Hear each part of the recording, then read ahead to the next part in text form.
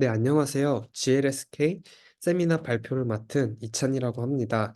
오늘 제가 발표드릴 연구는 PASS라고 Principal Feature Attribution for Unsupervised Gene Expression Analysis에 대한 발표를 진행하도록 하겠습니다. 네, 다음과 같은 순서로 설명을 드릴 것이고요. 백그라운드와 메소드, 리서치, 그다음 디스커션과 컨클루션 순으로 발표드리도록 하겠습니다. 네, 먼저 백그라운드입니다. 어, 이 논문이 먼저 어떤 문제를 해결하고자 하는지 그 부분에 대해서 백그라운드에서 다루고 있는데요. 이 논문이 해결하고자 하는 문제는 딥러닝을 이용해서 해석 가능한 모델을 개발하자라는 부분입니다. 특히 딥러닝을 이용한 unsupervised 메서드인 오토인코더를 해석 가능하게 하자라는 것을 목표로 한 연구입니다. 딥러닝 같은 경우에는 복잡한 시스템을 모델링 하는데 효과적인 것으로 알려져 있으나 현재 인터프리터빌리티가 그렇게 좋지 않은 것이 문제점으로 부각되고 있습니다.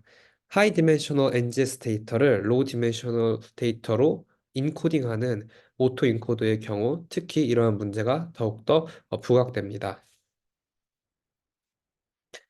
따라서 이러한 인터프리터블 하지 않은 복잡한 모델들을 해석하기 위해서 크게 두 가지 트렌드들이 어, 부각되고 있는데요. 먼저 첫 번째 트렌드는 포스트-hoc interpretability라는 것입니다.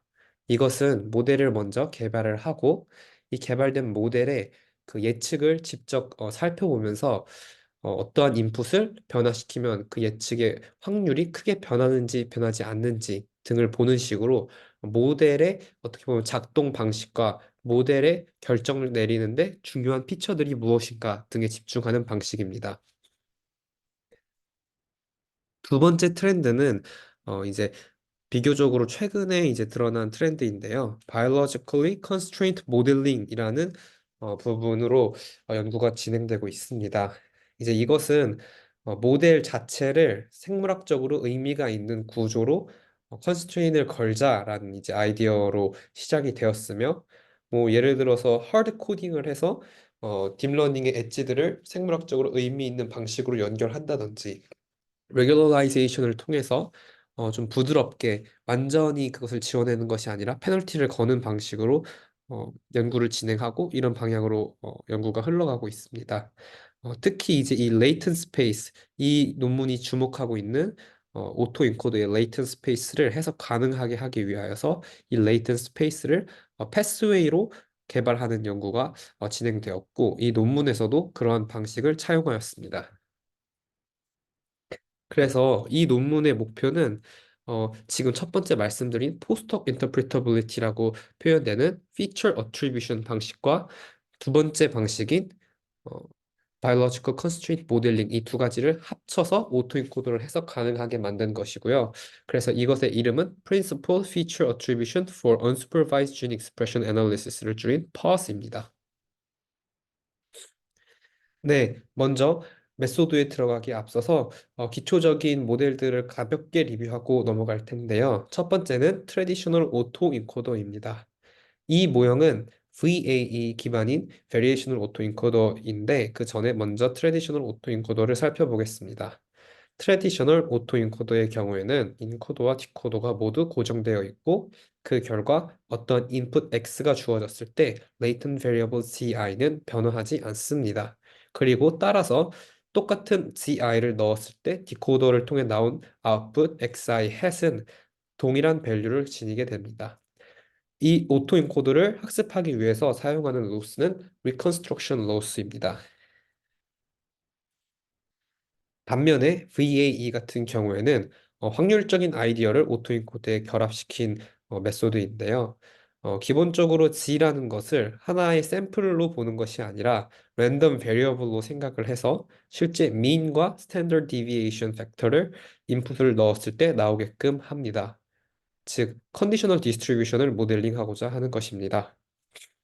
그래서 이 컨디셔널 디스트리뷰션이 주어졌을 때 G는 계속해서 샘플링이 될 수 있고 따라서 X hat 같은 경우에도 다양한 이미지들이 나올 수 있습니다. 이 VAE의 옵티마이제이션에는 Reconstruction Loss와 KL Divergence를 활용한 Regularization term이 같이 들어가 있습니다. 이것은 Evidence Lower Bound를 옵티마이즈하고자 하는 목적과 부합합니다.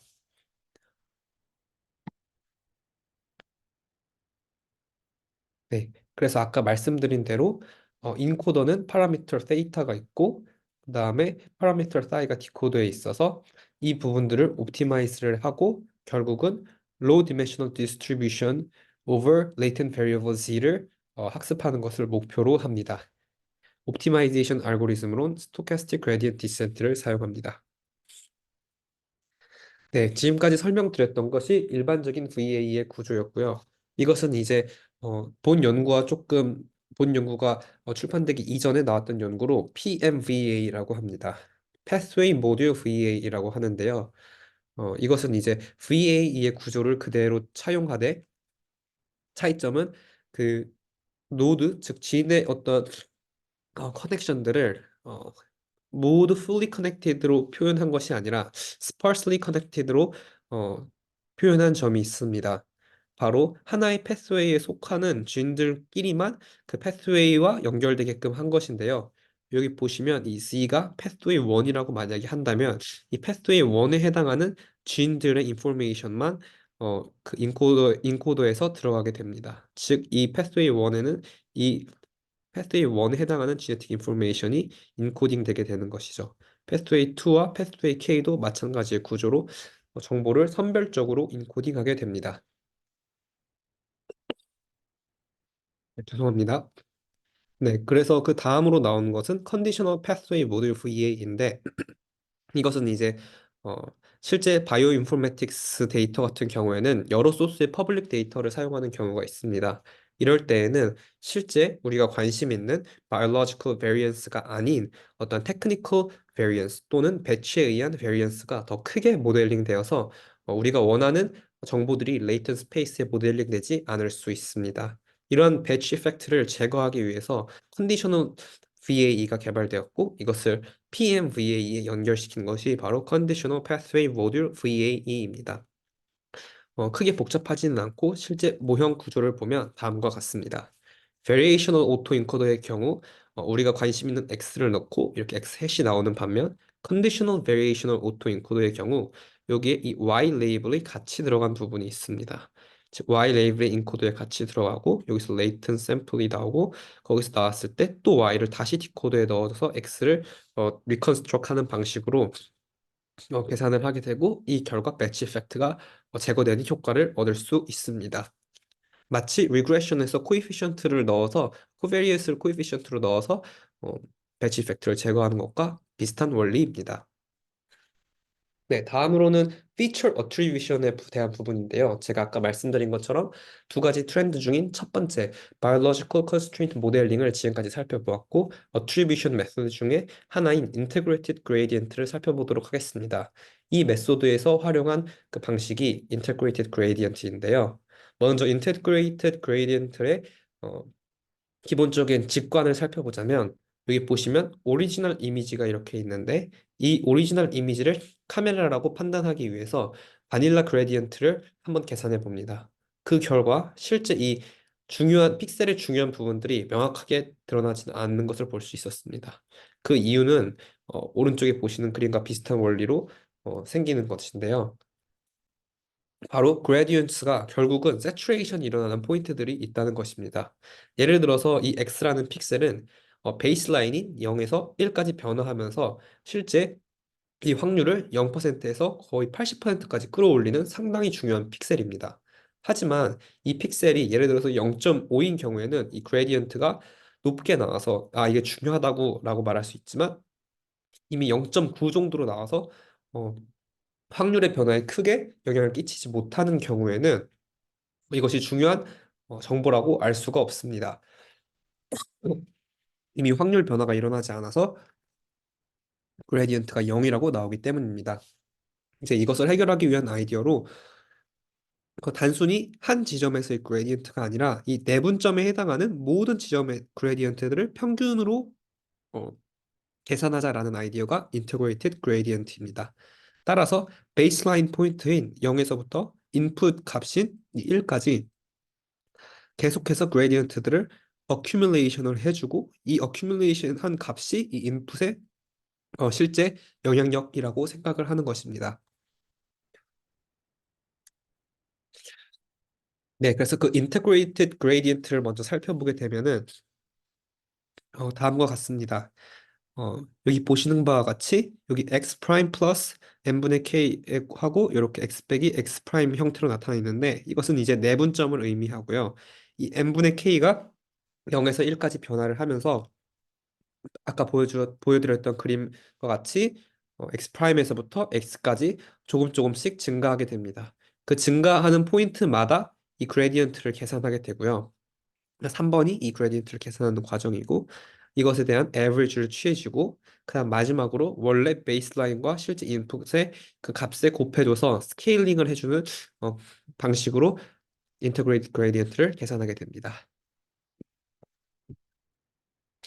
그래서 이제 이곳에 활용됐던 이 메소드에 활용했던 인터그레이티드 그레디언트의 식도 저번 아까 보여드렸던 식과 동일하고요. 시그마가 적분으로 표현된 차이점만 있습니다. 즉 모든 점을 촘촘히 다 계산한다는 부분이 차이가 있습니다.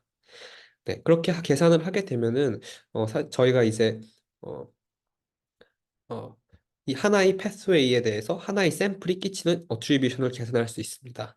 아, 제가 한 가지 빼먹고 설명을 안 드렸는데 그게 바로 이 L이라는 부분인데 이 L은 어떤 것으로 잡았냐면은 클래시피케이션 문제 같은 경우에서는 실제 그 클래스 1 확률에 변화를 끼치는 인풋 이렇게 이제 봤다면 여기 같은 경우에는 이제 latent variable을 보는 것이기 때문에 이 latent variable이 변함에 따라서 reconstruction loss가 차이가 크게 나는지 안 차이가 나는지를 기준으로 어, 이 pathway score를 계산하게 됩니다. 즉, 이 latent variable 어떤 그 pathway에 있는 정보가 많이 변했을 때, 조금 변했을 때, 그 reconstruction loss가 크게 변한다면 이것은 데이터를 생성하는 데 있어서 아주 중요한 pathway이기 때문에 중요하다고 여기는 방식입니다. 네. 그래서 이것이 샘플별로 계산되기 때문에 글로벌 패스웨이 임포턴스를 계산할 때는 이것을 모두 더해서 나눠주는 평균을 취하는 방식으로 계산을 할 수가 있습니다. 네, 두 번째로 실제 이 gene attribution을 계산하는 부분도 있는데요. 단순히 latent variable인 pathway importance만 계산하는 것이 아니라 실제 gene이 그 pathway에 영향을 끼친 정도 또한 계산하는 것을 함께 개발하였습니다. 개발 방식은 동일한 integrated gradient를 이용하였고요. 여기에서 이제 이 로스 펑션이 아닌 여기에서는 어, 인코더를 통해서 들어갔을 때 인풋 진 익스프레션이 들어갔을 때 실제 그 레이턴 베리어블이 차이가 많이 나는지 차이가 적게 나는지를 보는 방식으로 pathway score, gene score를 particular pathway에 대해서 계산하였습니다. 즉, 이 말은 gene expression이 조금 변할 때 해당 pathway에 여기서 이제 그 평균을 의미하는데 그 평균이 많이 변화한다라는 것을 의미합니다. 마찬가지로 local gene importance를 계산할 때도 expectation을 취하고 계산을 해주었습니다. 네, 다음과 같은 데이터셋을 사용했는데요. 모두 퍼블릭 데이터이고 세 개의 싱글 셀 데이터를 사용을 하였고 진 익스프레션 데이터를 사용하였습니다. 그다음 마지막으로는 알츠하이머 디지즈 치매 데이터를 사용했는데 이때는 여러 가지 어, 코호트들을 함께 통합된 데이터를 활용했다는 것이 특징적이고 그다음 벌크 RNA-seq을 사용했다는 점이 특징적인 부분입니다. 네. 그래서 이러한 방식으로 메소드를 구성한 것을 자세히 살펴보시면 PCA의 방법을 최대한 모사했다는 것을 알 수 있는데요. 저희가 이제 전통적인 방식은 PCA에서 어떠한 이제 디멘션들을 해석하는 것을 한번 살펴보도록 하겠습니다. 먼저 이런 로월 디멘셔널 리프레젠테이션을 구하고 그럼 이제 PC1과 PC2가 이렇게 나오는 것을 알 수 있습니다. PCA 같은 경우에는 PC1이 가장 중요하고 PC2가 그다음 중요한 디멘션. 이런 식으로 레이턴트 디멘션의 랭크가 자연스럽게 결정됩니다. 또한 그 레이턴트 디멘션 안에 이 로딩 스코어들이 있어서 이 진 익스프레션이 이 레이턴트 디멘션에 얼마나 영향을 끼쳤는지도 이 W의 크기를 봄으로써 알 수 있습니다. 딥러닝 기반의 오토 인코더는 1번은 상당히 잘합니다. 즉 레이턴 베리어블로 이렇게 로우 디멘셔널 리프레젠테이션을 만드는 것은 잘하는데 여기 2번과 3번이 자연스럽지는 않습니다. 네, 그래서 아까 말씀드렸던 것처럼 latent variable 자체에 일단 의미를 부여하기 위해서 이런 식으로 interpretable auto encoder 구조를 차용했고요. 이 latent 노드들을 pathway와 correspondence가 있게끔 sparse connection을 주었습니다. 네, 또한 어떠한 패스웨이가 중요하고 어떠한 쥔이 중요한지를 attribution score를 통해서 계산함으로써 스텝 3인 실제 그 latent dimension의 중요한 진 익스프레션이 무엇인지를 설명하는 방법론 또한 구축하였습니다. 네, 그래서 다음과 같은 그림으로 요약될 수가 있는데요. 오리지널 진 익스프레션 데이터가 유의미한 패스웨이의 레이턴 디멘션으로 이렇게 요약이 되게 되고 이 요약된 디멘션들의 인터그레이티드 그레디언트를 활용을 해서 현재 인풋된 G에서부터 베이스라인 Z 프라임에서부터 현재 인풋된 Z까지의 이 인터그레이티드 그레디언트를 모두 구합니다. 이 인터그레이티드 그레디언트는 이 패스웨이의 경우에는 리컨스트럭션 로스를 크게 변화하는 애들이 의미가 있다, 의미가 있는 그 레이턴트 베리어블이다, 의미가 있는 패스웨이다라고 보는 것이고 이 밑에 같은 경우에는 진 익스프레션의 임팩트를 패스웨이에서 보는 건데 여기 같은 경우에 이제 예를 들어서 첫 번째 패스웨이라고 생각을 할 수 있습니다. G1이 그럼 이 G1의 뮤에 영향을 가장 많이 끼치는 진이 무엇인가를 인터그레이티드 그레디언트를 통해서 또 계산을 할 수가 있습니다. 즉 요것들을 쭉 계산을 하면서 이 UG1에 영향을 크게 끼친 진 익스프레션들을 보게 됩니다. 그 결과 패스웨이들과 의미 있는 진들이 발굴되게 되는데요. 이 패스웨이를 찾았던 결과가 실제로 수학적으로 의미가 있는 결과인지를 먼저 확인한 부분입니다. 두 가지 벤치마크를 활용을 하였고, 첫 번째는 imputation benchmark, 두 번째는 retrain benchmark입니다. imputation benchmark의 경우에는 실제로 의미가 있는 순서 그러니까 의미가 있는 latent variable의 순서대로 쭉 나열을 하게 되고 이 나열을 한 상태에서 가장 의미 있는 아이들을 하나씩 하나씩 인풋 해가면서 퍼포먼스가 떨어지는 것 또는 리컨스트럭션 로스가 증가하는 것을 확인합니다. 그 결과 만약에 정말 중요한 베리어블들이 앞에 위치하게 된다면 리컨스트럭션 로스가 크게 증가하는 것을 볼 수 있겠죠. 리트레인은 이와 반대되는 방식입니다. 리트레인 같은 경우에는 아무것도 넣지 않은 상태에서 의미 있는 변수를 하나씩 집어넣으면서 트레인 그 리컨스트럭션 로스가 감소하는 것을 확인합니다. 의미 있는 순서대로 그 랭킹이 잘 되어 있다면 좋은 변수들이 처음부터 쭉쭉쭉 들어오게 되니까 그 결과 실제 리컨스트럭션 로스가 빠르게 감소하는 것을 예상할 수 있습니다. 그래서 말씀드린 것처럼 이 인풋의 경우에는 퍼스가 다른 메소드에 비해서 빠르게 리컨스트럭션 에러가 증가하는 것을 볼 수 있습니다. 중요한 변수들이 빠르게 빠졌기 때문이죠. 그리고 리트레인 같은 경우에는 빠르게 감소하는 것을 확인할 수 있습니다.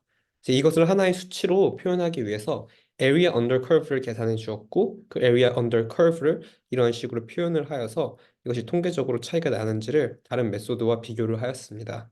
세 개의 데이터 모두에서 싱글셀 데이터인데요. PM 그 퍼스 방식이 다른 메소드에 비해서 우월한 성능을 보이는 것을 볼 수가 있었습니다.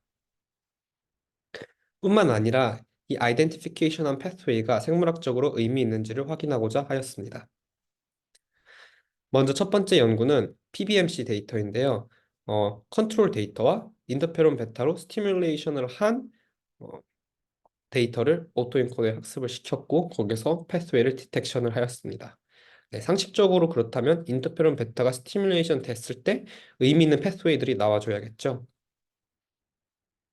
그 결과 이렇게 실제 슈퍼바이스 메소드와 동일하게 어, 의미 있는 인터페론 베타의 스티뮬레이션이 있었을 때 관련 있는 패스웨이들이 잘 디텍션 되었고 이것이 이제 의미 있는 부분이 레이블을 사용하지 않았음에도 이런 패스웨이들이 디텍션 될 수 있다는 부분이었습니다. 하지만 이것도 이제 또 다른 example인데 동일한 경향성을 보이지만 한 가지 이제 재밌는 부분은 어, 이 두 가지 메소드에 커먼하게 나오는 패스웨이도 있지만 퍼스의 유니크한 부분도 있고 슈퍼바이즈드의 유니크한 부분도 있습니다. 이 말은 이 두 메소드가 서로 상호 보완적이라는 것을 의미합니다. 단순히 레이블이 있기 때문에 슈퍼바이즈드에서 의미 있는 패스웨이만을 갖는 것, 뽑아내는 것이 아니라 이 언슈퍼바이즈드를 통해서 베리언스를 크게 하는 패스웨이들을 찾아내는 것도 또 의미가 있었다라는 것을 보여주고 있습니다. 마지막으로 그 pathway importance가 아닌 gene attribution 쪽을 저희가 살펴볼 텐데요. gene attribution을 통하여서 pathway의 interpretability를 개선한 부분이 있습니다. 네, 이곳을 보시면 TCR 시그널링에 대한 노드입니다. TCR 시그널링에 영향을 주는 latent variable 이 이렇게 지금 노드 1과 노드 2로 나타나 있는데 노드 1의 경우 같은 경우에는 이 PTPRC와 PTPN22가 서로 반대 방향의 경향을 보이는 것을 확인할 수 있었습니다. 하지만 이 밑에의 경우에서는 얘네들이 코익스프레스 되는 형상을 볼 수가 있었습니다. 근데 요게 이 디즈니 플러스에서 보면은 이 밤색 점들과 파란색 점들이 TCR 시그널링 노드 2에서는 구분이 되나 시그널링 노드 1에서는 잘 구분이 되지 않음을 알 수 있었습니다. 이것을 해석하면 TCR 시그널링 노드 1이 TCR 시그널링 노드가 중요한데 거기서 노드 2가 얘네 둘을 구분하는 능력이 있으며 얘네 둘이 구분되는 것은 얘네들이 코익스프레스 될 때 구분이 된다라는 방식으로 pathway importance를 더 구체적으로 해석할 수 있습니다. 네, 마지막으로 biological findings를 찾은 부분인데요. 실제 AD 데이터에서 미토콘드리얼 옥시데이티브 포스포릴레이션이 중요하다는 것을 발굴한 부분입니다. 그래서 실제 바이올로지의 인사이트를 얻기 위해서 AD 데이터에 적용을 하였고 여기서 아까 말씀드린 컨디셔널 PMVAE를 사용해서 배치 이펙트를 어저스팅을 하였습니다. 보시는 바와 같이 이 배치 이펙트를 어저스트하기 전에는 데이터 소스에 의한 표- 모양이 그대로 유지가 되었다면 CPMVAE를 사용했을 때 데이터 소스와 상관없이 잘 섞인 것을 볼 수 있습니다. 네, 그렇게 한 다음에 배치 이펙트를 코렉션 한 다음에 pathway attribution을 계산하였을 때 미토콘드리얼 옥시데이티브 포스포릴레이션이 실제 중요한 pathway로 나타나게 되었고요. 이 중에서 4개의 지인인 NDUF3, FS3, 그다음에 FA3 뭐 이런 4개의 지인들이 미토콘드리얼 리스피레토리 컴플렉스 1을 이루는 것을 확인하였습니다. 이 미토콘드리얼 옥시데이티브 포스포릴레이션은 실제 AD의 원인으로는 잘 알려져 있지 않으나 이 결과로서 얘네들이 디스펑션 할 수 있다는 것이 알려져 있었습니다. 네, 그래서 아까 말씀드린 그 네 개의 진이 모두 미토콘드리얼 컴플렉스 1과 관련이 있기 때문에 얘가 혹시 포텐셜 테라피틱 타겟인가를 한번 확인을 해보았고요. 이것을 베리파이 하기 위해서 익스페리먼트를 진행했습니다. C 엘레강스의 RNA 인터페런스 실험을 진행하게 되었고 13개의 쥔들을 하나씩 껐는데 이 13개의 쥔들이 컴플렉스 1과 유사한 구조의 쥔들이었습니다. 그래서 이러한 쥔들을 껐을 때 실제 그 C 엘레강스 페럴레이스가 딜레이 되는 것을 확인하였고 여기서 페럴레이스는 AD의 피노타입과 상응한다고 생각해 주시면 됩니다. 그 결과 이 컴플렉스 원이 실제 중요한 타겟인 것을 알 수 있었습니다. 다음과 같이 그래서 그래프를 확인할 수 있는데 여기 이 V에 비해서 다른 커브들이 더 위로 올라간 것을 볼 수 있습니다. 이것은 paralyzed 된 worm이 50%가 되는 그 지점이 다 늦어진 것을 확인할 수 있는데요. 즉 RNA 인터페런스를 통해서 그 진 익스프레션을 껐을 때 AD가 더 진행이 천천히 된다는 것을 확인할 수 있었습니다. 네, summary입니다. Principal Attribution과 Pathway Based Representation을 통합함으로써 PARS 어프로치는 실제로 interpretable하고 의미 랭크를 줄 수 있는 Unsupervised Analysis를 가능하게 하였습니다. 싱글셀과 bulk RNA-seq 데이터셋에서 모두 좋은 결과를 보였고 실제 ground truth perturbation이 있는 싱글셀 결과에서도 바른 결과를 나왔으며 experimental validation을 AD 데이터셋에서도 성공적으로 수행하였습니다. 이제 장점은 레이블이 없이 패스웨이 어트리뷰션을 계산할 수 있는 것이 큰 장점이고 다양한 딥러닝 구조에 활용될 수 있는 것 또한 장점입니다.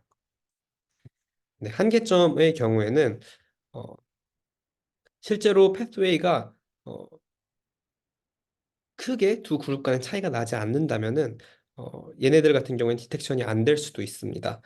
실제로 major source of expression variation이 있어야지만 케이스 컨트롤 간의 차이가 있을 때 디텍션이 되기 때문에 이런 부분은 단점으로 볼 수도 있고요. 또한 pathway 데이터베이스가 정확해야 된다는 부분이 있습니다. 네, 마지막 컨클루전으로는 이러한 방식이 실제 단순히 진 익스프레션 외의 데이터들에도 활용될 수가 있다는 것이고요. 바이올로지컬 패스웨이 외에 다른 데이터를 활용하는 것도 좋은 연구 방향이 될 수 있습니다. 또한 이런 부분들을 더 확장을 해서 멀티모달 데이터셋, 멀티오믹스 데이터셋으로 만약에 연구를 확장할 수 있다면 이것이 또 좋은 연구 방향으로 보고 있습니다. 네, 네, 다음과 같은 곳에서 제가 이제 그 참고해서 자료를 만들었고요. 네, 질문이 혹시 있으면 댓글창에 올려주시면 감사하겠습니다. 네, 감사합니다.